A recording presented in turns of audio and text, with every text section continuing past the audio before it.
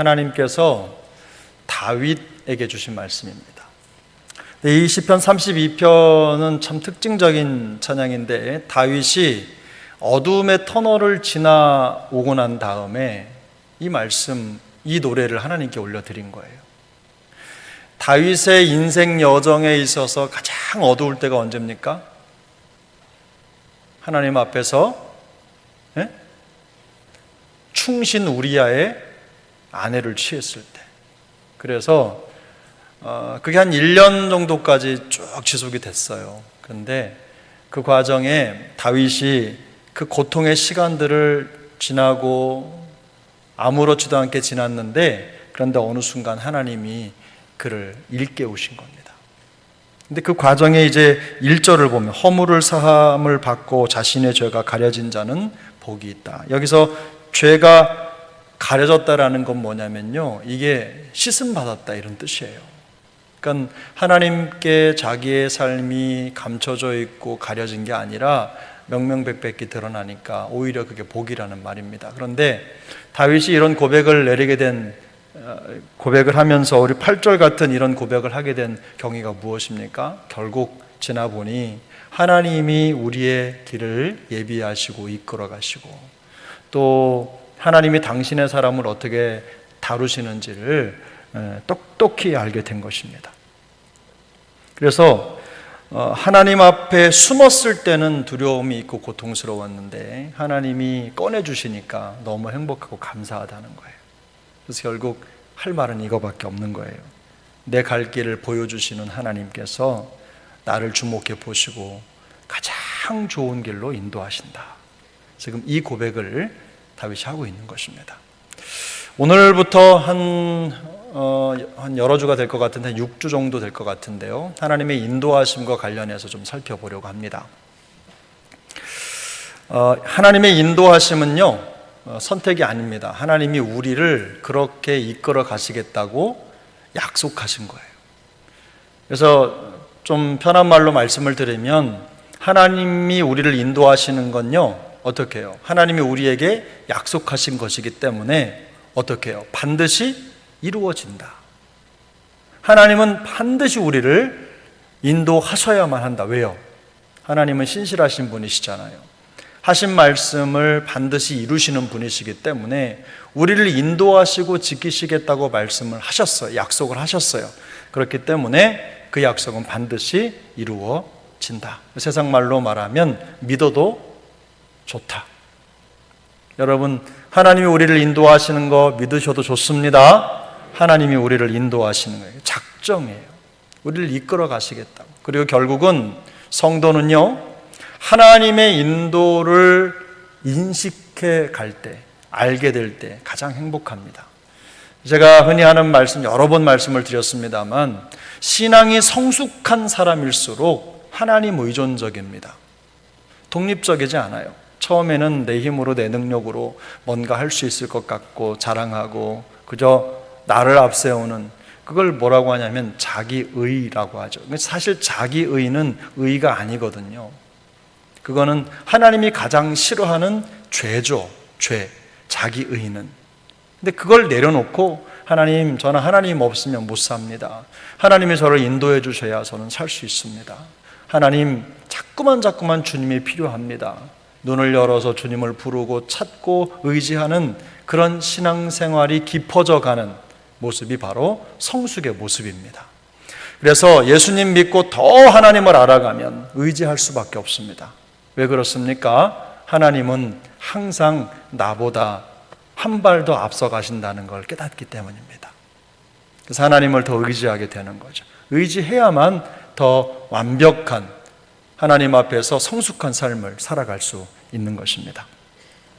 자, 그러면 인도하심에 대한 기본적인 의미를 한번 살펴보겠습니다. 자, 1번, 하나님은 그의 백성과 공동체를 위한 뭘까요? 목적과 계획을 가지고 계시다.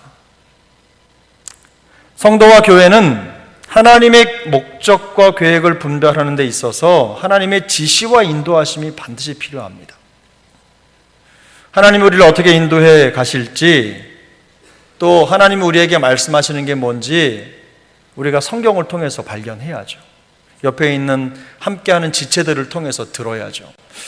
성경도 우리에게 말씀하시지만 하나님은 이 세상 모든 만물을 통해서도 말씀하시고 또 옆에 있는 지체들을 통해서도 말씀해 주십니다. 그 과정을 통해서 하나님의 지시와 계획과 인도를 발견하는 것은 우리 몫입니다. 우리 몫. 그래서 모든 과정에 하나님은 세상 미물을 통해서도 말씀하시고 가르치시는 거예요. 개미를 통해서도 말씀하시고 어떤 걸 통해서도 우리에게 깨달음을 주실 수 있는 분이세요. 그런 하나님을 인정하는 것, 그리고 그분의 인도를 따라가는 것, 그게 성도의 본분이죠. 성경은 하나님께서 그의 백성을 인도하겠다는 약속에 대해 여러 곳에서 증거합니다. 자, 그러면 하나님이 의도하시는 것들은 어떻게 될까요? 모두 실현되죠. 자, 1번입니다. 하나님께서는 뭘 가지고 계실까요? 목적을 가지고 계세요. 만군의 여호와께서 경영하셨은즉 누가 능히 그것을 패하며 그의 손을 펴셨은즉 누가 능히 그것을 돌이키랴. 하나님은 정확한 목적을 가지고 이 세상을 운영하시고 우리의 삶을 주관해 가신다는 겁니다. 무의미한 게 없어요. 무의미한 게. 하나님께는 저도 이게 참 어렵습니다. 이 현실을 받아들이기가. 이 하나님이 모든 저를 둘러싼 모든 상황과 환경과 여건 속에서 목적을 가지고 저를 향한 목적을 가지고 계시다는 거, 이걸 인정해야 되는데 이걸 참 그냥 이론적으로는 알겠어요. 그런데 실제적인 삶에서 이걸 인정하고 따라간다는 게 참 쉽지가 않습니다. 결국 신앙이 깊어져 간다는 그거겠죠?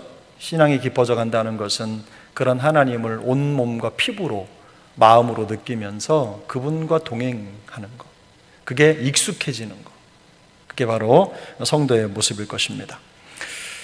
하나님은 우리 모두 개인을 위한 목적을 가지고 계셔요.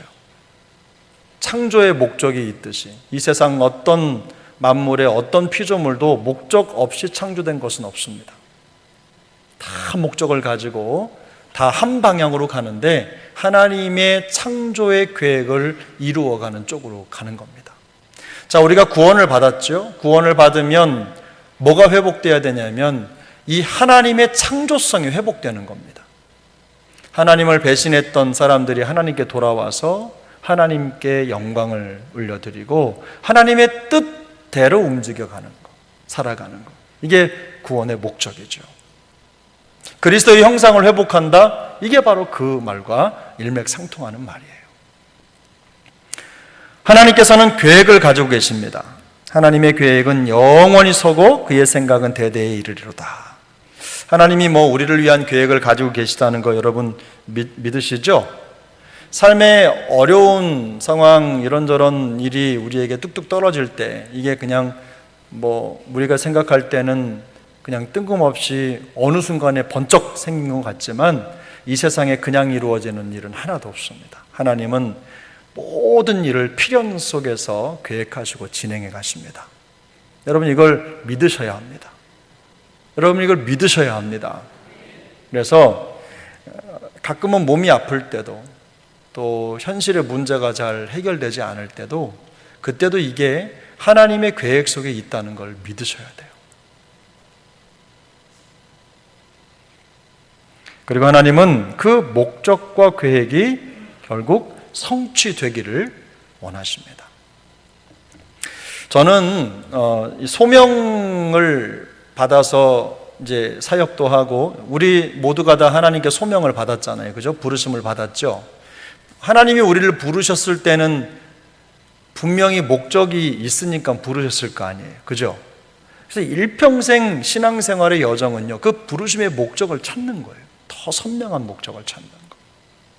그래서 하나님은 어떤 상황과 환경에 목적을 두시거나 계획하시는 게 아닙니다. 우리는요, 마치 이런 거예요. 신앙생활은 기차를 타고 지나가면, 버스를 타거나 지나가면 막 뭐가 이렇게 지나가죠. 뭐가 지나갑니까? 가로수도 지나가고 전봇대도 지나가고 구례도 지나가고 남원도 지나가고 막 지나가요. 계속 창이 바뀝니다. 그런데요, 하나님이 계획을 두실 때는 그런 장소나 환경에 계획을 두시는 게 아니라 나를 주목하시는 겁니다. 우리 한 사람을. 바뀌는 모든 상황 속에서 하나님의 목적과 계획을 볼 수 있는 눈, 바로 그게 소명자의 눈입니다.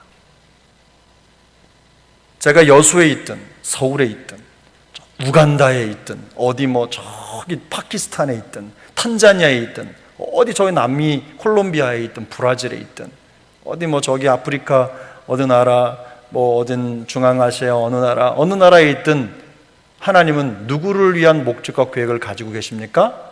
우리를 위한 목적과 계획을 가지고, 더 정확하게 말씀드리면 우리 한 사람 한 사람을 위한 계획과 목적을 가지고 계신 거예요.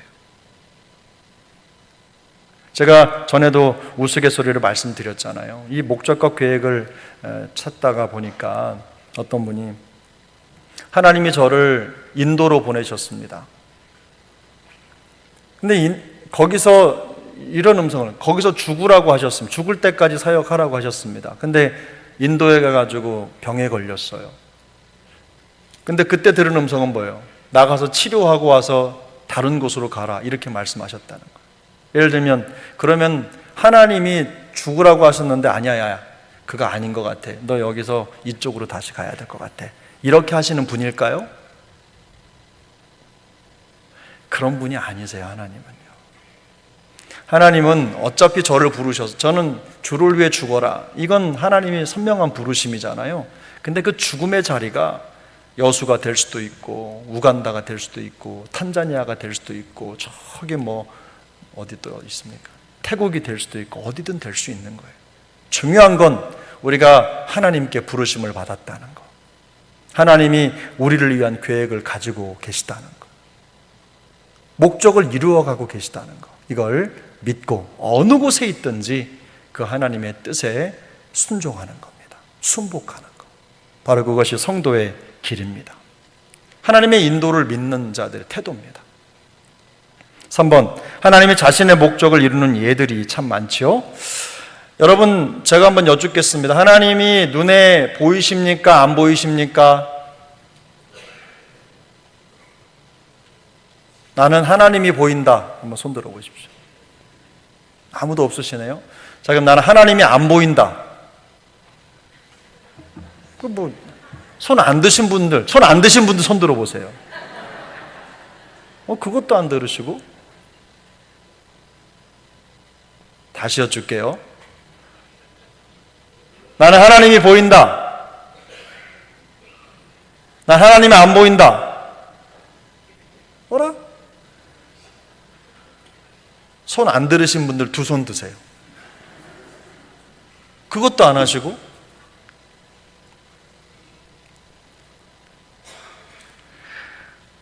살짝 빈정이 사가려고 그러는 것 같아요. 근데 여러분 보세요. 하나님이 눈에 안 보이시죠? 근데 하나님이 살아계십니까? 안 살아계십니까? 그건 대답을 아주 크게 하시네요.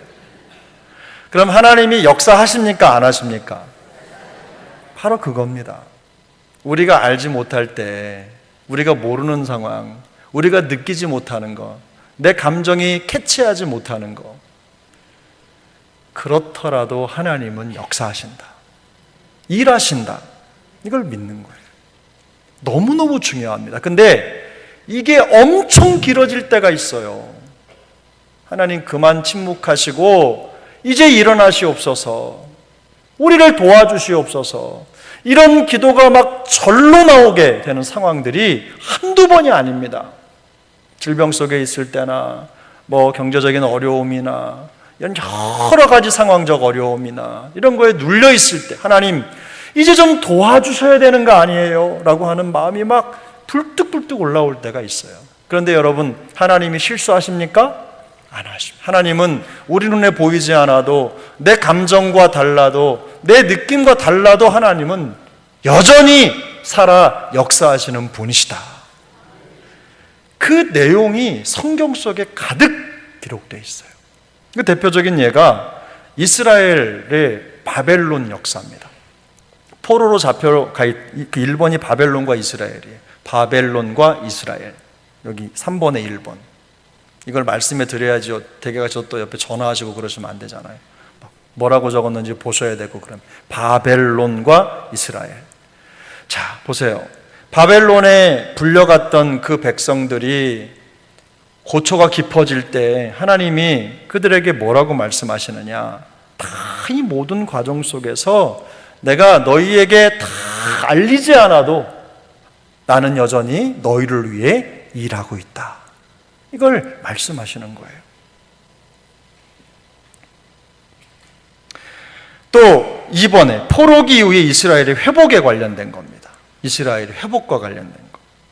자, 예레미야 29장에 말씀하죠. 여호와께서 이와 같이 말씀하시니라. 바벨론에서 70년이 차면 내가 너희를 돌보고 나의 선한 말을 너희에게 성취하여 너희를 이곳으로 돌아오게 하리라. 여호와의 말씀이니라. 너희를 향한 나의 생각을 내가 아나니 평안이요 재앙이 아니니라. 너희에게 미래와 희망을 주는 것이니라. 저는 이 말씀을 듣는 그 이스라엘 백성들이 참 답답했을 것 같아요.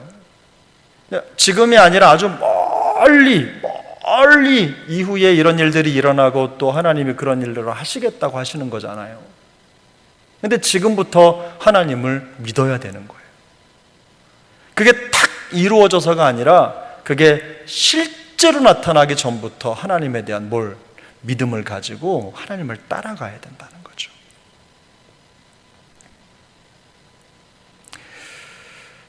세 번째, 다윗입니다. 다윗이야말로 하나님의 인도를 받았던 아주 대표적인 믿음의 위인 아닙니까? 다윗은 당시에 하나님을 뜻을 따라서 섬기다가 잠들었다. 이게 누구의 해석입니까?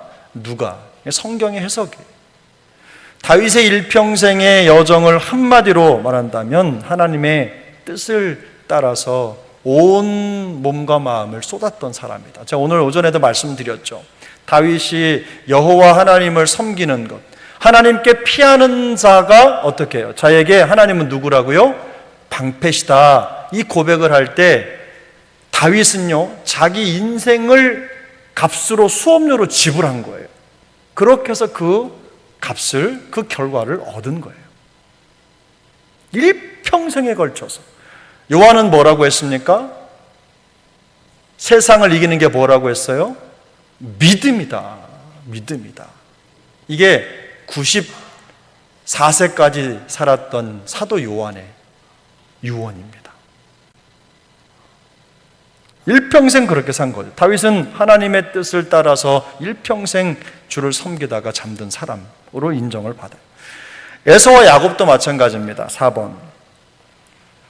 여기 보면 그 자식들이 아직 나지도 아니하고 무슨 선이나 악을 행하지 아니한 때에 택하심을 따라 하나님이 목적과 계획을 따라 때는 하나님의 뜻이 행위로 말미암지 않고 오직 부르시는 이로 말미암아 서게 하려 하사 리브가에게 이르시되 큰 자가 어린 자를 섬기리라 하셨나니. 근데 에서와 야곱이 자라가면서 이 사실을 처음부터 알았을까요? 몰랐을까요? 알았을까요? 몰랐을까요? 저는 필시 몰랐을 거라고 생각해요. 그래서 저는 가끔 저 어렸을 때 그런 생각을 했거든요. 신학교 다니기 전에 하나님 왜 저는 이 집에 태어나게 하셨어요?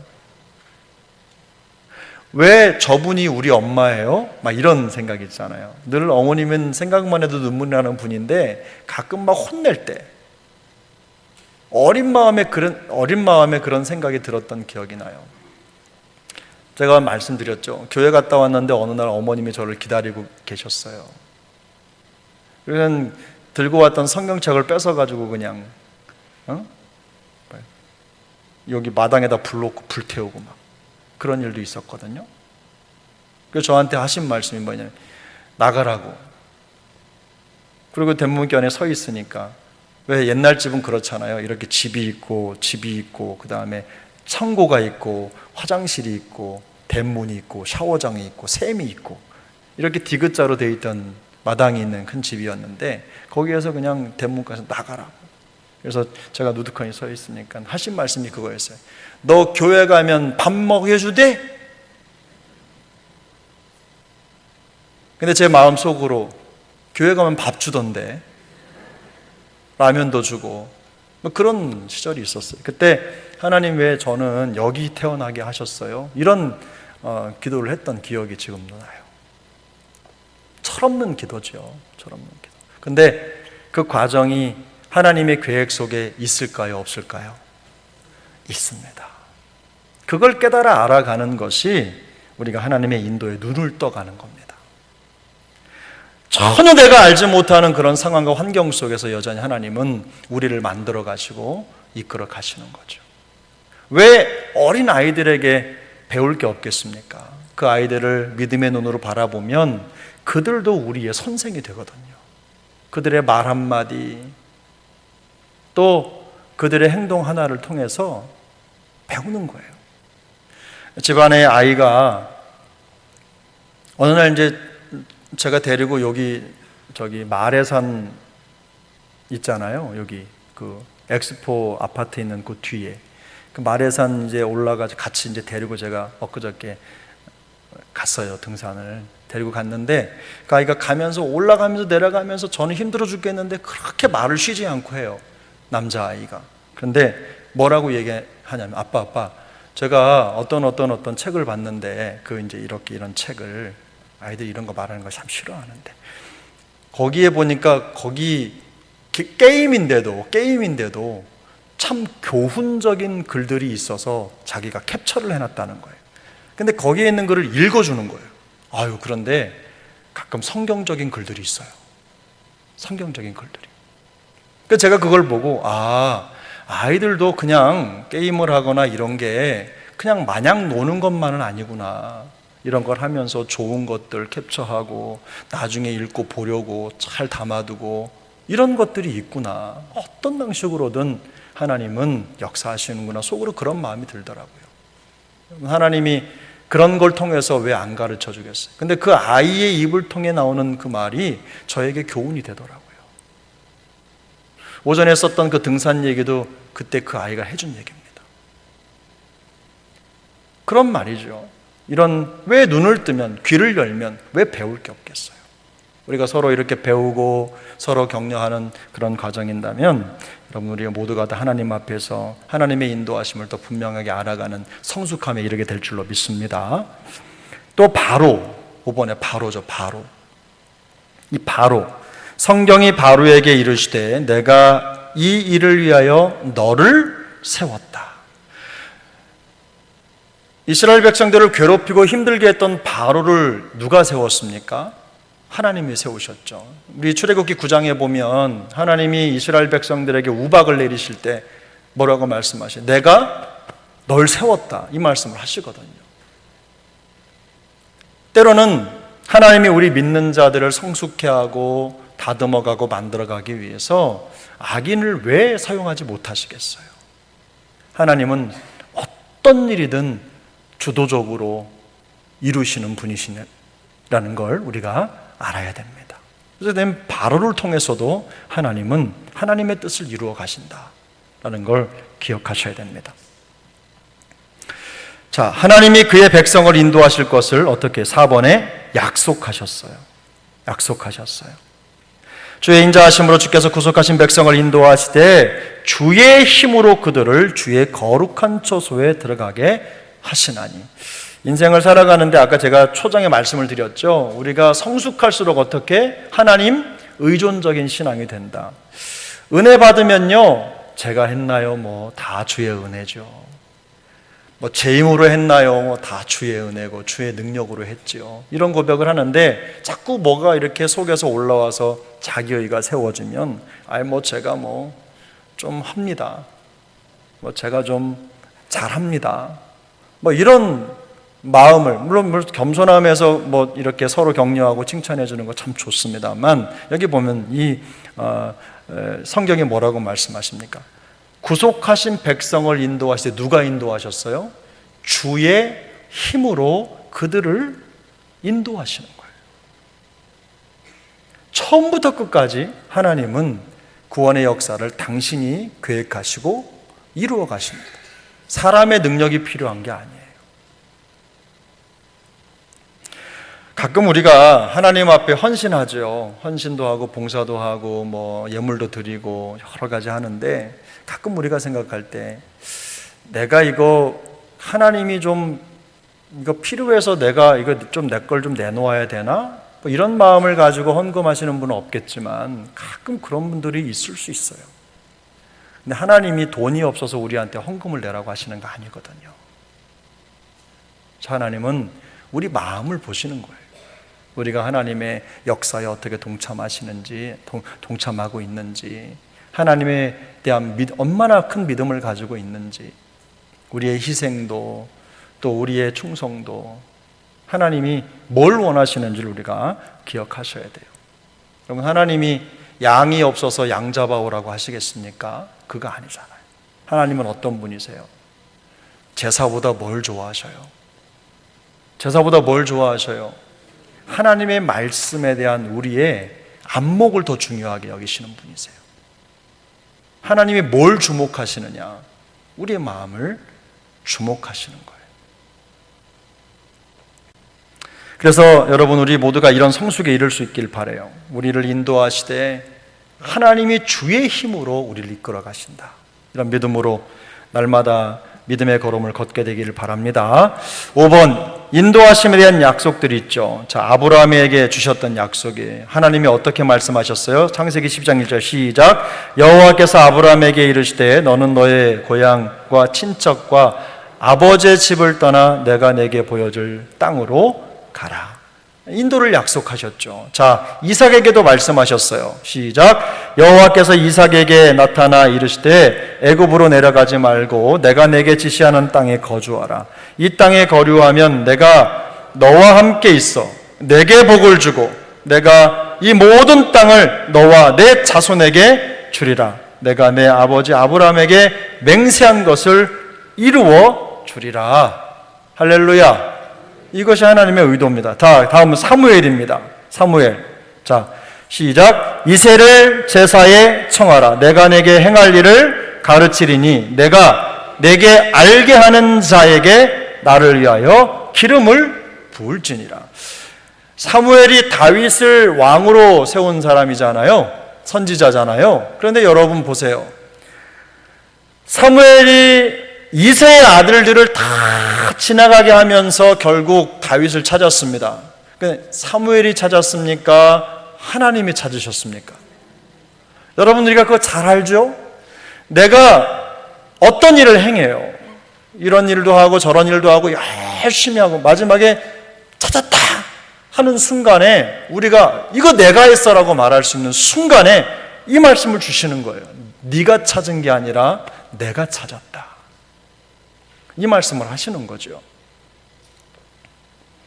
하나님이 다윗을 찾아서 양무리 속에 찾아가지고 세우신 거예요. 4번, 다윗입니다. 오늘 말씀, 우리 주제의 말씀이었죠. 내가 내 길을 가르치고 가르쳐 보이고 너를 주목하여 훈계하리로다. 사랑하는 여러분, 우리의 마음이 살아서 하나님의 말씀을 들을 수 있다는 것만으로도 축복인 줄 믿습니다. 지난주에 제자도에 대해 얘기하면서 그랬잖아요. 하나님의 말씀을 읽고 듣고 행하는 것이 복이라고. 우리가 하나님의 말씀을 가지고 그 말씀을 따라가는 것이 큰 복입니다. 5번 이스라엘입니다. 5번 이스라엘. 이사야 40장 16절 함께 읽습니다. 내가 맹인들을 그들이 알지 못하는 길로 이끌며 그들이 알지 못하는 지름길로 인도하며 암흑이 그 앞에서 광명이 되게 하며 구분대를 곧게 할 것이라. 내가 이 일을 행하여 그들을 버리지 아니하리니. 할렐루야. 마음속에 구원이라고 하는 건 말씀드렸죠. 내 감정에 느끼는 바가 아닙니다. 구원은 하나님의 역사입니다. 하나님의 행하십니다. 그래서 내가 어떤 마음, 현실 상황에서 내가 어떤 상황 속에 놓여 있더라도 여러분 절망하지 말 것은 하나님은 우리의 잡은 손을 절대로 놓는 분이 아니시라는 거예요. 우리를 끝까지 인도하시는 분이시라는 거죠. 하나님은 이사야를 통해서 이스라엘 백성들이 그 하나님을 끝까지 붙잡기를 원하고 있는 겁니다. 물론 심판이 예견되어 있습니다. 처절하게 하나님의 심판을 경험할 거예요. 그러나 그럼에도 불구하고 하나님은 그들에게 빛을 주세요. 여기 본문 오늘 16절인데요. 42장 앞쪽으로 보면 7절이 하나님이 그들에게 빛을 주셔요. 따라갈 빛을. 그리고 그 다음 절에 보면 그 길을 평탄하게 하시고 이방에 이들을 괴롭게 하고 힘들게 했던 모든 자들은 다시 심판하시겠지만 이들은 살려주시는 하나님의 계획이 성취되고 있는 과정을 보여주고 들려주십니다. 6번입니다. 6번. 누굴까요? 성도들. 이는 보좌 가운데 계신 어린 양이 그들의 목자가 되사 생명수 샘으로 인도하시고 하나님께서 그들의 눈에서 모든 눈물을 씻어 주실 것입니다. 여기서 말하는 그들이 누굽니까? 믿음을 지킨 성도들이죠. 하나님의 사람들입니다. 결국 하나님께서 그들의 목자가 되셔서 그들을 어디로요? 생명수 샘으로 인도해 가신다. 이것이 약속입니다. 하나님이 결국은 우리를 이끌어 가시고 인도해 가신다. 이 약속을 주신 거예요. 만약에 여러분 이걸 우리가 믿을 수 있다면 어떨까요? 길을 갈 때 우리 신앙의 여정에 마음속에 걱정이 있을까요? 없을까요? 없어요. 운전을 하다가 늘상 가는 길이 아니고 샛길로만 빠져서 갈 때, 더군다나 어두울 때 그러면 걱정이 되잖아요. 아이고 이거 길이 맞는 건가? 이거 제대로 가고 있는 건가? 이런 생각이 드는데요. 하나님이 우리를 인도하시고 이끄실 것이라고 하는 약속을 주셨다는 걸 깨달으면 우리 인생이 칠흑같이 어두워도 때론 힘들어도 우리가 걱정할 필요가 없습니다. 하나님이 우리를 바른 길로 인도해 가고 계신 것이기 때문입니다. 그때부터는 우리 믿음이 발휘되어야 되는 거죠.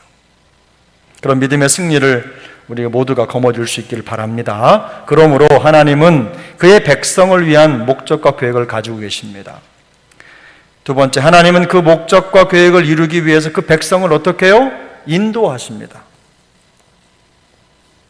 세 번째, 하나님은 우리에게 영원한 인도를 어떻게 하셨어요? 약속하셨다. 우리 시편 48편 14절 함께 읽겠습니다. 이 하나님은 영원히 우리 하나님이시니 그가 우리를 죽을 때까지 인도하시리라. 할렐루야. 이게 좀 수사적 표현이긴 합니다만 하나님이 우리를 죽을 때까지만 인도하시고 그 뒤로는 인도하지 않으실까요? 아니요, 그게 아니에요. 영원히 우리의 인도자가 되시겠다고 약속하신 겁니다. 우리 모두에게 우리를 인도하신 하나님에 대한 그 약속에 대한 믿음이 더욱더 견고해질 수 있기를 예수님의 이름으로 축복합니다. 기도하겠습니다. 은혜로우신